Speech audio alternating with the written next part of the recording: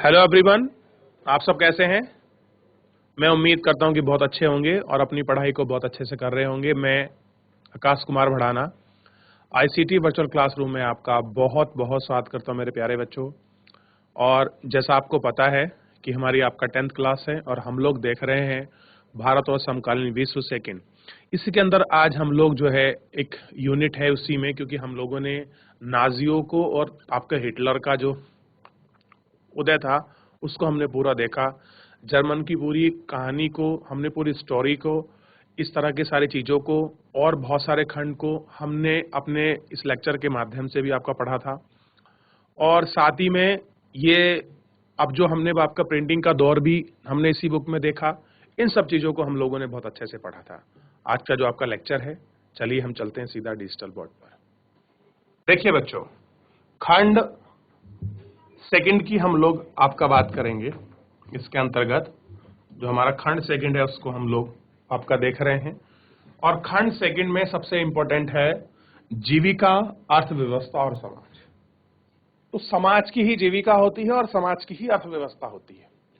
और किसी भी समाज के लिए जीविका और अर्थव्यवस्था दोनों ही बहुत जरूरी है, क्योंकि बिना उसके वो आपका सर्वाइवल जो है वो आपका नहीं कर सकता। वो उसको सर्वाइवल आपका नहीं रह सकता। ये आपको देखने की, या आपको समझने की, या आपको पढ़ने की आवश्यकता है।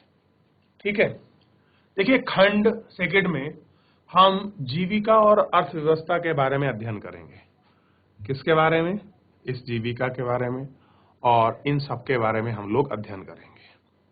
यह हम इस बात पर विचार करेंगे कि आधुनिक विश्व में वनस्पतियों और चारवाह समुदायों की जिंदगी में किस तरह से बदलाव आया। क्या आया कि जो आपके चारवाह है, चारवाह समझते हो, जो आपके लोग वनवासी थे और जो अपने ढोरों को, अपने जानवरों को, अपने भेड़ बकरियों को आपका चराकर अपने जीवन को व्यतीत कर रहे थे, उनकी बात हम कर रहे हैं। ठीक, उन्हें किस तरह से योगदान दिया और कैसे उन्होंने ये सब चीजें योगदान दी, उन सब चीजों को हम लोगों को बहुत अच्छे से इस लेक्चर में पढ़ना है। ध्यान दीजिए, आधुनिक विश्व का उदय कैसे हुआ। कह रहा जो आधुनिक विश्व है उस विश्व का उदय कैसे हुआ, इस बात पर हम विचार करेंगे। करते हुए हम अक्सर कारखानों, शहरों पर बाजार को पूरित करने वाले औद्योगिक और कृषि क्षेत्र पर ध्यान देते हैं। हम यह भूल जाते हैं कि किन क्षेत्रों के बाहर दूसरी अर्थव्यवस्थाएं भी हैं, दूसरे लोग भी हैं जो राष्ट्र के लिए महत्व रखते हैं। आधुनिक दृष्टि से देखने पर ऐसा लगता है कि चारवाहों और वनवासियों, घुमंतू किसानों और खाने की चीजें बुनकर गुजारा करने वाली जिंदगी अतीत में कहीं अटक रही है। समकालीन विश्व के उदय का अध्ययन करते हुए उनके हमारे गौरव रवैये का कुछ एहसास करते हैं, मानो कि उनकी जिंदगी का कोई महत्व ही ना हो। खंड थर्ड के अध्ययन में इस चीज को रेखांकित किया गया है कि उनकी जिंदगी के बारे में हम जानना चाहते हैं, हम देखना चाहते हैं कि वे दुनिया को कैसे व्यवस्थित करते हैं।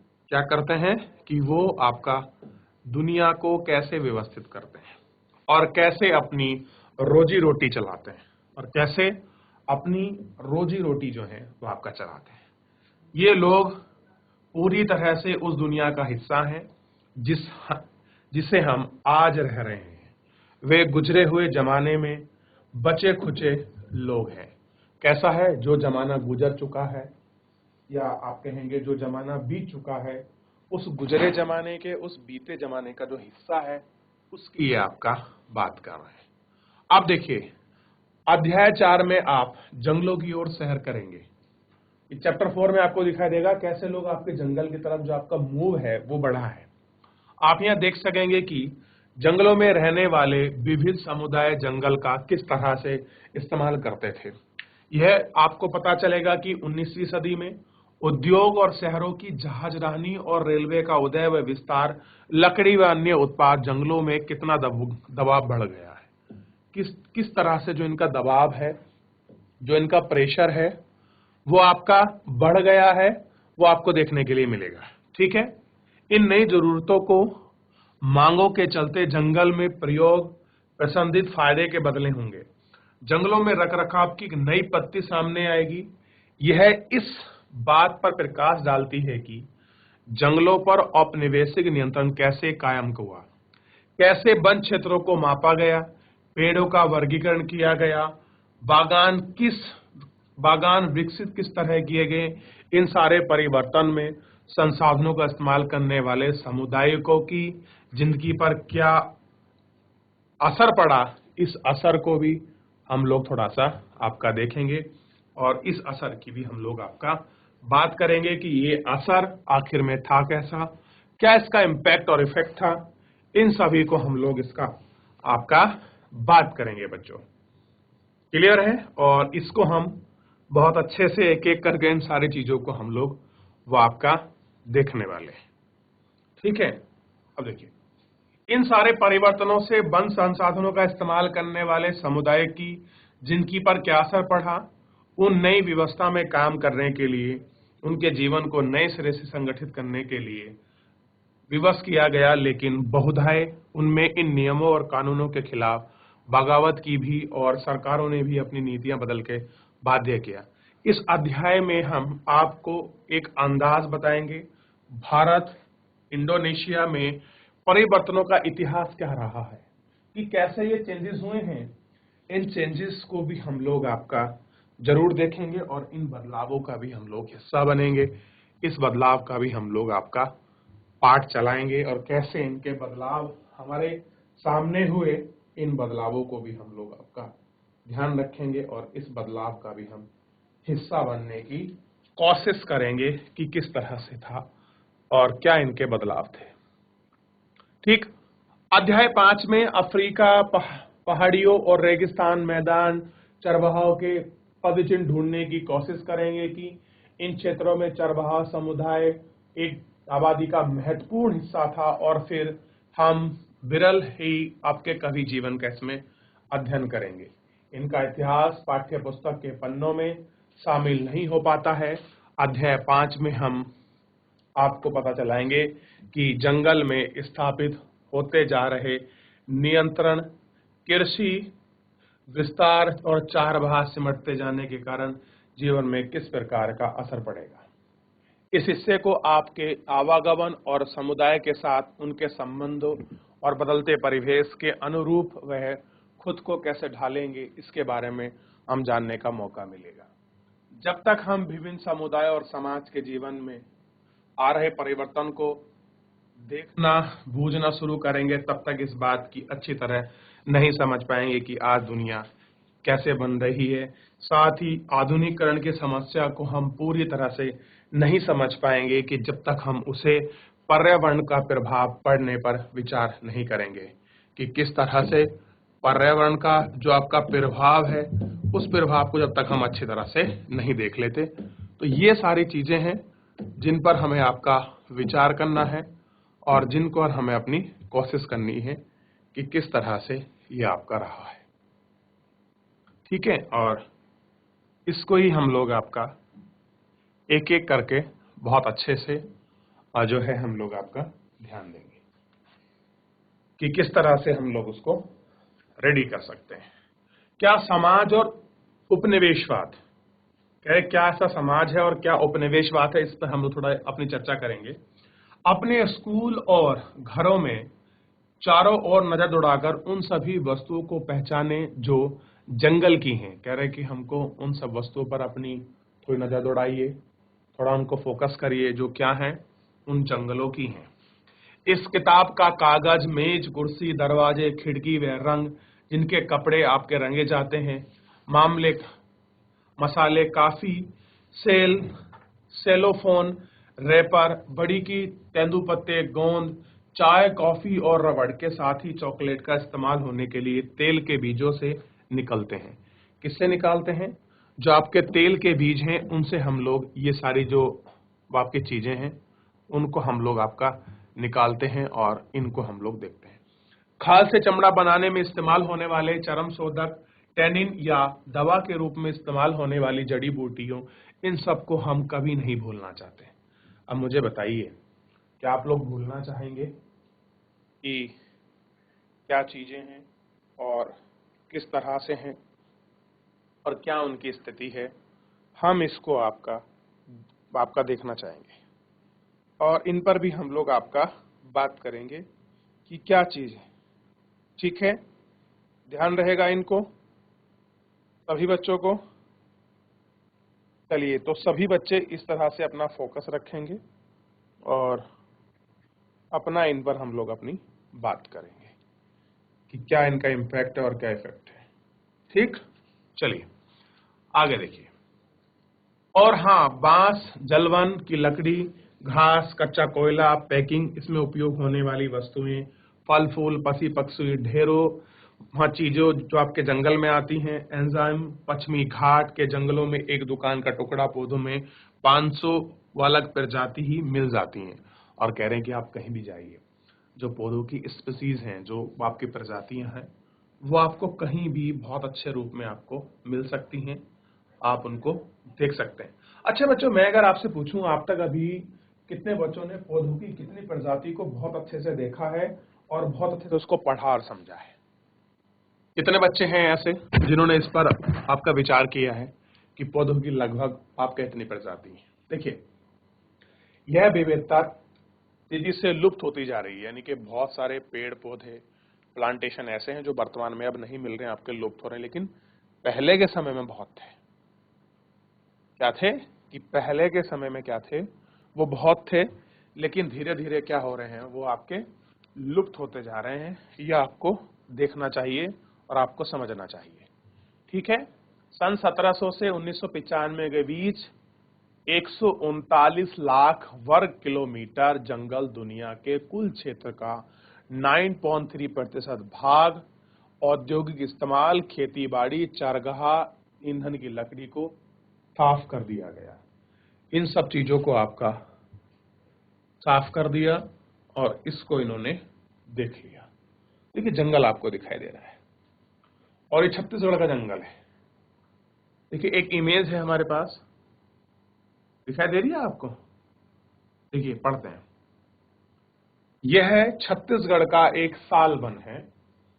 ठीक है, घने होने के कारण जंगल की सतह तक सूरज की रोशनी कम ही पहुंचती है, यानी कि इतना सघन है कि जो लाइट है, सन की जो रेज हैं, जो उसकी किरणें हैं, और पृथ्वी पर कम ही पहुंचते हैं। आप इस इमेज में आपका देख सकते हो कि देखिए, कम कम जगह पर ही ये सारी चीजें आपको दिखाई दे रही होंगी। देख लिया? ठीक, घने होने के कारण जंगल की सतह तक सूरज की रोशनी कम ही पहुंच पाती है। इस चित्र में आप पेड़ पौधों के विभिन्न आकार और प्रजाति को देख सकते हैं कि कौन से आकार हैं, कौन से पेड़ हैं, कौन से प्रजाति हैं। आप उनको देख सकते हैं, आप उन पर बात कर सकते हैं। ठीक है, चलिए आगे देखते हैं। अब इसकी पहली यूनिट शुरू हो रही है और बहुत ही इंपॉर्टेंट यूनिट है और हम लोग इसको देखते हैं कि ऐसा है। यूनिट को थोड़ा सा ध्यान देना है। वनों का विनाश क्यों, कि आखिर में जो वन है वो उनका विनाश क्यों हो रहा है, क्यों वो नष्ट हो रहे हैं। और ये रहा प्रश्न चिन्ह। इस प्रश्न चिन्ह पर हमको बात करनी है कि आखिर क्यों ऐसा हो रहा है। ठीक है, हम इस पर आपकी जो अपना विचार है और उसको लेंगे। देखिए, वनों के लुप्त होने को सामान्यतः वन विनाश कहते हैं। कह रहे जो आपके वन लुप्त होते हैं, उन वन लुप्त को हम क्या बोलते हैं? सामान्यतः विनाश। कि वनों का विनाश हो गया है, वन आपके समाप्त हो गए हैं या वन आपके कट रहे हैं। वन विनाश कोई नई समस्या नहीं है। कह रहे ऐसा नहीं कि आजकल नया थ्योरी चले आई है कि वन आपके नष्ट हो रहे हैं, आपके पहले नहीं होते थे। नहीं, सब कुछ था। वैसे तो यह प्रक्रिया कई सदी से आपकी चली आ रही थी, लेकिन औपनिवेशिक शासन के दौरान इन्हें कहीं अधिक व्यवस्थित और व्यापक रूप से ग्रहण कर लिया गया। क्या कर लिया गया? इन्हें व्यवस्थित रूप से और अधिक आपका कर लिया गया। आइए भारत में वन विनाश के कुछ कारणों पर गौर कीजिए कि भारत के कुछ ऐसे आपके वन हैं और उन वनों पर हमको विचार करने की, उनको देखने की आवश्यकता है इस पर, ठीक है। लेकिन औपनिवेशिक शासन के दौरान इन्हें कहीं अधिक व्यवस्थित और व्यापक रूप से ग्रहण किया गया। कि जब आपका औपनिवेश काल था, औपनिवेशिक यानी कि जब ब्रिटिशर भारत में अपना रूल कर रहे थे, उस समय की हम लोग बात कर रहे हैं, ठीक है। तो इनको क्या करा गया, व्यापक मतलब बहुत बड़े रूप पर इनको ग्रहण किया गया। आइए भारत में वन विनाश के कुछ कारणों पर गौर करें कि कौन कौन से ऐसे रीजन रहे हैं जिनके कारण वनों को नष्ट कर दिया गया, उनको विनाश कर दिया गया, उनको काट दिया गया। इस तरह की चीजों को हम लोगों को आपका देखना है और बात करना है। देखिए, जमीन को बेहतरी, कि हम किसी जमीन को कैसे बेहतर बना सकते हैं, इस चीज पर हम लोग आपका विचार करेंगे। देखिए, सन 1600 में हिंदुस्तान के कुल भूभाग के लगभग छठे हिस्से पर खेती होती है। कितने होती थी बात कर रहे हैं, ध्यान दीजिए। एक टाइम पीरियड हमको दिया है और उसका टोटल लैंड का 1/6 जो पार्ट है उस पर खेती होती थी।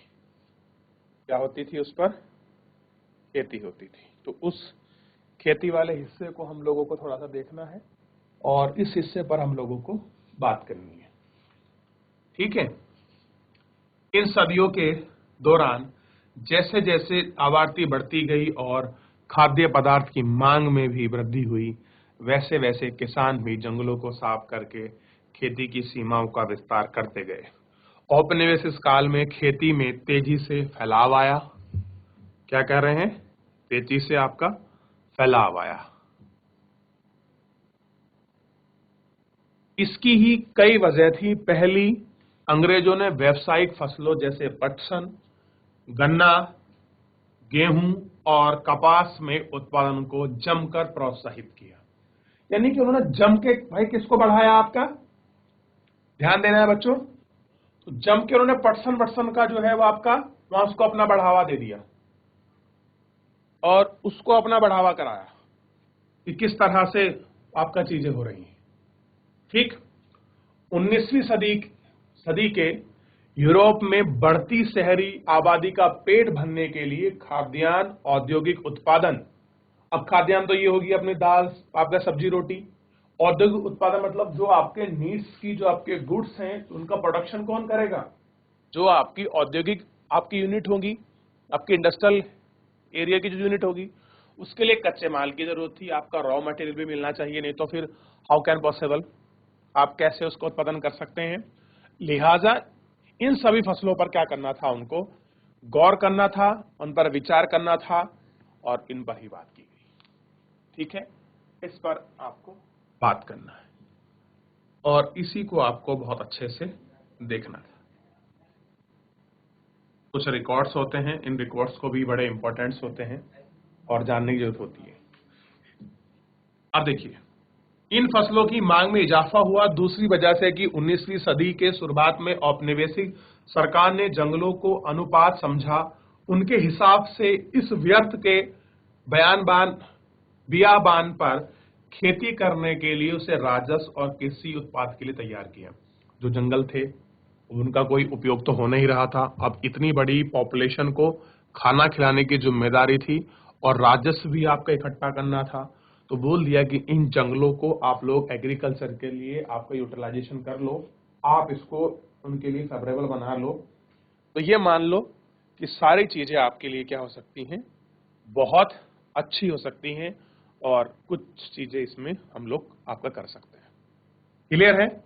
अब देखिए, यही वजह थी कि 1800 लेके 1920 के बीच में खेती योग्य जमीन के क्षेत्रफल में 6-7 लाख हेक्टेयर की बढ़त हो गई। कितना हो गया, इतने लाख जो हेक्टेयर है वो आपका बढ़ गया। जो आपका लैंड एरिया है वो इतना लैंड एरिया आपका बढ़ता चला गया। खेत के लिए विस्तार को हम विकास का सूचक मानते हैं। कह रहे खेती का जो विस्तार है, जितना एग्रीकल्चर बढ़ेगा हम क्या कहेंगे कि हमारी चीजें बढ़ रही हैं और हमारे लैंड में रिफॉर्म हो रहा है, ये सारी चीजें हो रही हैं, हम उसका इम्पैक्ट अपना पॉजिटिव वे में उसको समझ सकते हैं, ठीक है। खेती के लिए विस्तार को हम विकास का सूचक मानते हैं, लेकिन हम यह नहीं भूलना चाहेंगे कि जमीन को जोतने से पहले जंगल की कटाई करनी पड़ती है। और हम ये नहीं कहेंगे कि अगर आपको जंगल को जोतना है उसके लिए जो आपकी जमीन की कटाई है वो आपका करनी पड़ती है। ठीक है, अब इन और बहुत सारे कारण हैं, इसको हम देखेंगे। आप सबसे पहले एक इमेज है, आप इस इमेज को देखिएगा, बताइए कैसी लग रही है ये आपको इमेज? अच्छी सीनरी जैसी लगती है ना? कि ना जाने कितनी मनमोहक सीनरी है ये, पिक्चर है ये। विचार करिए इस पर, फिर हम लोग इस पर आगे विचार करेंगे और आगे अपनी चर्चा करेंगे। ठीक है, चलिए ध्यान दीजिए, सारे जो आपके पॉइंट है इन पर आपको फोकस करना है और आपको ध्यान देना है। पटरी पर स्लीपर कि जो आप जानते हैं, जो आपकी रेलवे पटरी है, आपने देखा होगा, तो रेलवे पटरी के नीचे जो आपके स्लीपर लगे होते हैं जिन पर आपकी रेल की पटरी टिकी होती है, ये सबसे पहले लकड़ी के होते थे, लेकिन आज की तारीख में देखिए शायद कहीं बचा होगा, वैसे तो है नहीं। तो जहां लकड़ी के हों, नहीं तो सब जगह क्या है आजकल, सीमेंटेड वाले आपके यूज में हो रहे हैं, क्योंकि हमारे पास सीमेंट का और बजरगुड और इनका बहुत बड़ा प्रोडक्शन हम लोग करते हैं और हमारे पास पर्याप्त कैपेसिटी भी है कि हम लोग अब क्या करें कि अब पेड़ों को ना काटें। पहले हम लोग ब्रिटिशर टाइम में औपनिवेशिक शासन काल के अंतर्गत हम अपने पेड़ों को इसलिए काटते थे ताकि उन पेड़ों को काटकर हम लोग रेलवे स्लीपर में यूज कर सकें। रेलवे के डिब्बे के नीचे जो आपकी शीट बनती थी उसमें इसका प्रयोग होता था। अब ऐसा नहीं है। अब देखिए नया शब्द मिला है स्लीपर। रेल की पटरी के आर पार लगे लकड़ी के तख्ते जो पटरी को उनकी जगह रोक कर रखते हैं, हम उसको क्या बोलते हैं? स्लीपर बोलते हैं। स्लीपर मतलब बिल्कुल सपाट है। ठीक, अब इसका चित्र देखते हैं। चित्र नंबर 3 है, सिंह भूमि के जंगलों में साल के तने स्लीपर का निर्माण, छोटा नागपुर, मई 1897। उस समय का इमेज है ये। आप सोचिए कितना पुराना इमेज हमको मिला है और दिखा रहा है कि रेलवे की पटरी हेतु स्लीपर बनाने के लिए वन विभाग पेड़ों को काटने और इनसे बनने वाले पटरे के लिए आदिवासियों को नियुक्त करते थे। आदिवासी कौन है बच्चों? जो उस जंगल में आपका मूल रूप से रहते हैं, उनको ही करते थे, लेकिन उनको अपने घरों के लिए इन पेड़ों को काटने की अनुमति नहीं थी। ऐसा नहीं कि तुम अपने घरों में काट उनको लगा सकते हो, नहीं, तुम उनको अपने घरों में नहीं लगा सकते। चलिए थोड़ा सा आगे देखते हैं और इस पर हम लोग अपना बात करेंगे, विचार करेंगे, इसको पढ़ेंगे। तो इतना फिलहाल हमने देखा कि वन क्यों कट रहे थे, कैसा स्थिति थी, कब से कटना शुरू हुआ, औपनिवेशिक काल में क्या स्थिति बनी रही, इस तरह की चीजों को हमको आपका देखना है। क्लियर है बच्चों? ध्यान दें। 19वीं सदी की शुरुआत तक इंग्लैंड में बतूल यानी कि ओक के जंगल लुप्त होने लगे थे। इसकी वजह से शाही नौसेना के लिए लकड़ी की आपूर्ति मुश्किल आ खड़ी। अब इंग्लैंड में जो ओक के वृक्ष थे उनके समाप्त हो गए और प्रॉब्लम आ गई रॉयल नेवी के सामने कि वो लकड़ी का प्रोडक्शन कहां से करे, कहां से निकालें। तो इसके लिए क्या करा, मजबूत और टिकाऊ लकड़ी की नियमित आपूर्ति के बिना अंग्रेजी जहाज भला कैसे बन सकता था। अगर आपको जहाज बनाना है अंग्रेजी, तो आपका बिना लकड़ी के तो बन ही नहीं सकता था। देखिए लकड़ी तो उस समय जहाज में लगती थी और आज भी लगती है, इंटीरियर के लिए भी लगती है और कुछ ना अलग अलग। अब उनके जहाज कोई नॉर्मल तो होते नहीं थे। ठीक है, जहाज के बिना शाही सत्ता कैसे चलती, बनाई और बनाए रखी जाती थी। किस शाही सत्ता बनानी है तो उसको मेंटेन भी करना पड़ेगा। तो 1820 के दशक में खोजी दस्ते हिंदुस्तान की वन संपदा का अन्वेषण करने के भेजा गया। एक दशक के भीतर बड़े पैमाने पर पेड़ काटे जाने लगे और भारी मात्रा में लकड़ी का हिंदुस्तान से निर्यात होने लगा। क्या होने लगा कि जो आपका लकड़ी का निर्यात है वो भी इसी से आपका होने लगा। ठीक है, ये आपको ध्यान रखना है।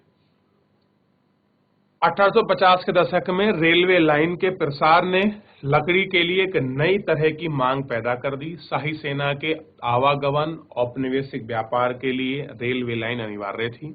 इंजनों को चलाने के लिए ईंधन के तौर पर रेल की पटरी को जोड़े रखने के लिए स्लीपर के लिए रूप में लकड़ी की भारी जरूरत होती थी। 1 मील लंबी रेल की पटरी के लिए 1760 और 2000 स्लीपरों की आवश्यकता पड़ती थी। कितना? 1760 और 2000 स्लीपरों की आवश्यकता पड़ती थी अगर आप चाहते हैं कि 1 मील लंबी रेल की पटरी बने। यानी कि कितने स्लीपर की जरूरत थी, यानी कि लगभग कितने पेड़ काटे जाते थे अगर आपको 1 मील लंबी आपको ट्रेन की पटरी बनानी है। अब सोच कर देखो कि रेलवे पटरी ने कितने वनों को नाश कर दिया। यहाँ कितने वन खड़े होते हैं, समझ रहे हो बच्चों? समझ रहे हो ना? चलिए इसको देखिए, बताइए कोई यहाँ तक कोई डाउट है, कोई प्रश्न है, कोई क्वेरी है, पूछिए। देखा आप लोगों ने? चलिए, तो कोई डाउट है आपका, कोई चीज पूछनी है, कोई क्वेरी नहीं है? ठीक है, आगे बढ़ जाते हैं और आगे की जो आपकी चीजें हैं उनको हम लोग आपका देखते हैं और उन पर अपने विचार करते हैं। देखिए, भारत में रेलवे लाइन का जाल 1860 के दशक में आपके तेजी से फैला। कह रहे कि जी 1860 का जो आपका दशक आया था, उस 1860 के दशक में जो आपका दौर था वो बहुत तेजी से फैला। 1890 तक लगभग 25,500 किलोमीटर लंबी लाइन बिछाई जा चुकी थी। 1946 में इन लाइनों की लंबाई 7,65,000 किमी तक बढ़ चुकी थी। रेलवे लाइन के प्रसार के साथ बड़ी तादाद में पेड़ भी काटे जा रहे थे। अकेले मद्रास प्रेसिडेंसी में 1850 के दशक में प्रति एकड़ 350 पेड़ स्लीपर के लिए काटे गए। सरकार ने आवश्यक मात्रा की आपूर्ति के लिए निजी ठेके दिए गए। इन ठेकों के बिना सोचे समझे पेड़ काटना शुरू कर दिया। रेलवे लाइन के इर्द गिर्द जंगल तेजी से गायब हो गए थे, या जो आपके गायब थे वो हो चुके थे। तो इस तरह से ये सारी चीजें आप लोगों को देखने के लिए मिलेंगी और आपको पढ़ने और समझने के लिए मिलेंगी। आप ध्यान देंगे, आप रंगून के एक लकड़ी गोदाम में लकड़ी की तस्कार सहेज उठाता हुआ हाथी। देखिए, पहले हाथी को भी वजन ढोने के लिए, इस तरह के काम करने के लिए आपका लगाया जाता था और इसको हम लोग आपका देखते थे और इस पर हम लोग अपनी सारी चीजें बात करते थे। तो इसको आपको ध्यान देना है। चलिए इमेज देखिए। अब पेड़ देख के बच्चों आपको ध्यान आना चाहिए। ईंधन की लकड़ियां इकट्ठा कर घर को लौटती औरतें। अब देखिए, जो जंगल में लोग रहते हैं, वनवासी रहते हैं, उन लोगों को अपना भोजन पकाने के लिए उन्हें लकड़ी की आवश्यकता होती है। तो वो लकड़ी क्या करते हैं, आपका जंगल में से चुगते हैं और उसको बीनते हैं। ठीक, इस तरह से वो अपना जीवन यापन, या आप कह सकते हैं कि जीवन पालन आपका बच्चों वो आपका करते हैं। और ये लकड़ी देख के बच्चों आप कोई आजकल एक नई कोई फिल्म विल्म सुनने में आ रही है कि ऐसा देख के पुष्पा जैसी मूवी बच्चे बताते हैं, तो ऐसा मत समझना। देखिए, अब इस पर क्रॉस का निशान है, इसका मीनिंग समझिए आप लोग। आपने वन विभाग वालों के डिपो देखे होंगे, क्या देखे होंगे? डिपो। डिपो में क्या होता है, एक डिपो बस का भी होता है बच्चों, इनका भी होता है। आप जाएंगे तो आपको दिखाई देगा कि वन विभाग में जो पेड़ आपके टूट जाते हैं आंधी में, हवा से, या कोई रास्ता बन रहा उसको, तो उसको काट कर संरक्षित कर वन विभाग अपने पास रखता है। उसकी लंबाई, उसकी चौड़ाई सब कुछ करके, और जब उसे भारत सरकार में कहीं जरूरत होती है तो वहां भिजवा दिया जाता है, या फिर उसको जब सरकारी रेट पर नीलामी लगती है तो उसको बाजारों में बेच दिया जाता है। ऐसा नहीं कि काट के कोई भी कुछ भी करके बेच सकता है, नहीं, ऐसे नहीं। इसलिए आप देखते होंगे हर एक प्रदेश में फॉरेस्ट डिपार्टमेंट बनाया गया है और बहुत स्ट्रिक्टली काम है। और आज की तारीख में GNT, ग्रीन नेशनल ट्रिब्यूनल, बड़ा हाई अथॉरिटी है जो इस तरह के पर्यावरण आपके चीजों पर अपना डिसीजन देती है और सबसे पहले सामने खड़ी होती है उनका हितैषी रूप में बनकर। ध्यान रहेगा इनको, आपको, कि GNT एक बहुत बड़ी पावर अथॉरिटी रूप में हमारे सामने खड़ी हो रही है और हमको दिखाई भी दे रही है। तो यहां तक आपको पूरा अच्छी तरह से सारी चीजें जो हैं आपको समझ आनी चाहिए और आपको देखना चाहिए कि ये किस तरह से है। क्लियर है बच्चों? आप उसको ध्यान रखें सभी बच्चे कि क्या किस तरह से है। अब थोड़ा सा ना बच्चों आप ध्यान दीजिए, इस वाली जो ये इमेज है ये आपने पूरी देख ली थी। अब लट्ठे ले जाता हुआ ट्रक, कोई ने गट्ठर बोलता है, कोई आपका लट्ठा बोलता है, सबका अलग अलग अपना है। आइए हम भी इनको एक बार आपका देख लेते हैं और इस पर विचार करते हैं। लट्ठे काटने के लिए किस क्षेत्र का चुनाव करने के बाद विभिन्न भाग पहले चौड़े सड़कों का निर्माण करते थे जिससे ट्रैक्टरों का प्रवेश संभव हो सके। जंगल के उन रास्तों में इनकी तुलना करके उनसे होकर लकड़ी, ईंधन, दूसरे वन लघु उत्पाद इकट्ठा करने का जायजा कर सके।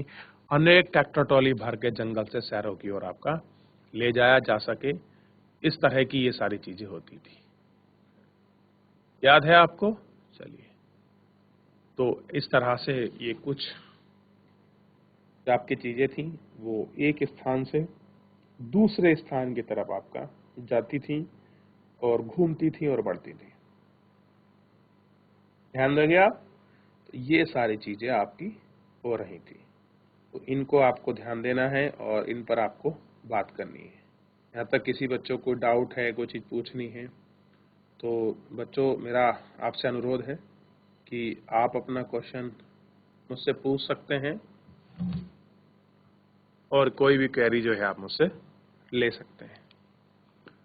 ध्यान दीजिए, सबसे पहले आप ई बागान की बात कर रहे हैं। कौन से बागान हैं?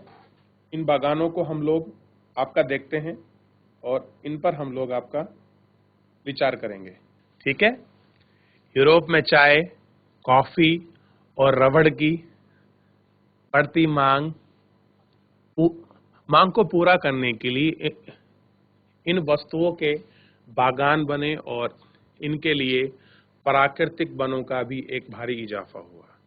कह रहे बहुत सारे प्राकृतिक वन, इस तरह की चीजें आपकी हुई और इनको ले जाया गया।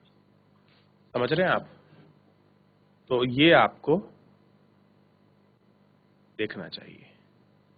अब देखिए, अब मैं आपको बताऊं बच्चों, सबसे पहले हमारे यहाँ कॉफी के प्लांटेशन नहीं थे, ठीक है, चाय के हमारे यहाँ बागान नहीं थे और रबड़ के हमारे यहाँ बागान नहीं। ब्रिटिशरों ने 1800 लगभग 13 के बाद ही यहाँ इन्होंने अपना प्लांटेशन शुरू किया। रबड़ भी लगाई और चाय के बागवान भी लगाए बागान, और इन्होंने आपके कॉफी के भी जो आपके बागान हैं वो भी लगाए। ठीक है, उससे पहले यहाँ हमारा ऐसा कुछ नहीं था। आगे देखिए, औपनिवेशिक सरकार ने जंगलों को अपने कब्जे में लेकर उनके विशाल हिस्सों को बहुत सस्ती दरों पर यूरोपीय बागान मालिकों को सौंप दिया। इन इलाकों से बाड़ाबंदी करके जंगल को साफ कर दिया गया है। चाय कॉफी के लिए खेती की जगह लगी और इस तरह की ये सारी जगह उनको दे दी गई। तो इस तरह से ये सारी चीजें हुई और इनमें ये सारे फर्क जो हैं वो आपको दिखाई दिए। क्लियर है बच्चों? तो बच्चों, आज के इस लेक्चर के अंतर्गत हम लोगों ने बहुत अच्छे से इस लेक्चर को देखा है, आपका पढ़ा है, समझा है कि आपका जो हमारे वन है कैसी उनकी स्थिति रही है, क्या उनकी चीजें हैं, इन सभी पर हम लोगों ने आपका विचार करा और हर एक स्थिति को हमने वन क्यों आपके घट रहे हैं उन सभी कारणों को हम लोगों ने इस लेक्चर में पढ़ा है। मैं उम्मीद करूंगा कि मेरे प्यारे सभी बच्चे अपने लेक्चर को घर पर जाकर एक बार आप इसका रिवीजन करेंगे। कोई भी किसी प्रकार का डाउट या कमेंट होता है तो आप मुझसे लाइव जुड़कर चैट के माध्यम से आप अपनी क्वेरी, अपना प्रश्न मुझे भेज सकते हैं, कोई भी स्कूल का कोई भी बच्चा। चलिए, आज के लिए इतना ही, मिलते हैं नेक्स्ट लेक्चर में। तब तक के लिए अपना ध्यान रखिए, स्वस्थ रहिए और अपनी पढ़ाई को बहुत अच्छे से करते रहिए। मुझसे जुड़ने के लिए आपका बहुत बहुत धन्यवाद।